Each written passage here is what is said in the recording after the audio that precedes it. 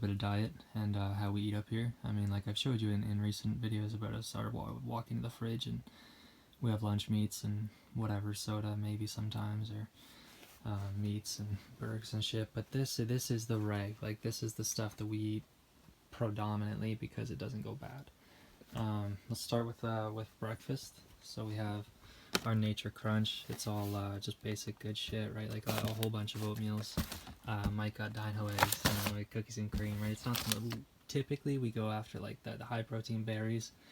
Not that it's necessarily going to do a lot being high protein and shit, but just it's reassuring when you're out here. You're like, oh, I'll take what I can get as far as nutrient goes. Yeah, I mean, we have some of our wrappings. I got instant coffee, which I don't really drink a lot of up here. Mike doesn't drink it at all, so it's not in a huge demand. Then aside from lunch, we have our breakfast. We have our lunches, which is a little bit more of our like Lipton's, chicken and soup and shit. Mr. Meal. On top of that, we got our white rice is a savior. White rice and pepper is awesome if you're ever hurting.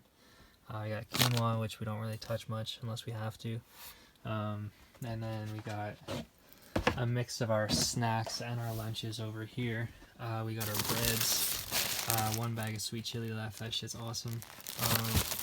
We got our crackers. Crackers and peanut butter is a fucking godsend up here when you get the munchies.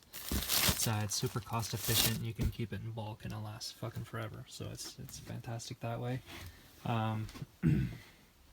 Moving on from there, we have our dinners. Our dinners and some of our just nutrition blasts. Obviously a lot of this shit's preserved, so I mean, like in a sense, it's not the best to be mucking a whole bunch of this stuff, because it's like it's very high in sodium and salts. Well, same shit, right? But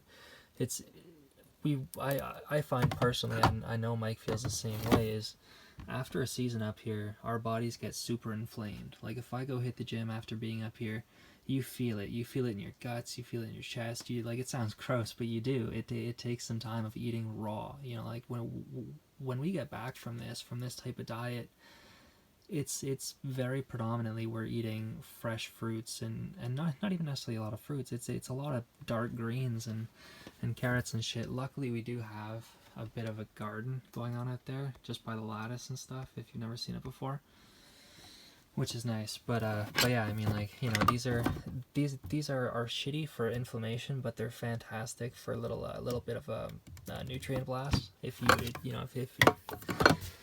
you start craving. Because I mean, like, I know being up here for long enough, we get weird cravings. You know, you're just like, man, I'm craving a pepper. You know, like, you don't know why, you're just craving a pepper for some reason, or whatever it might be.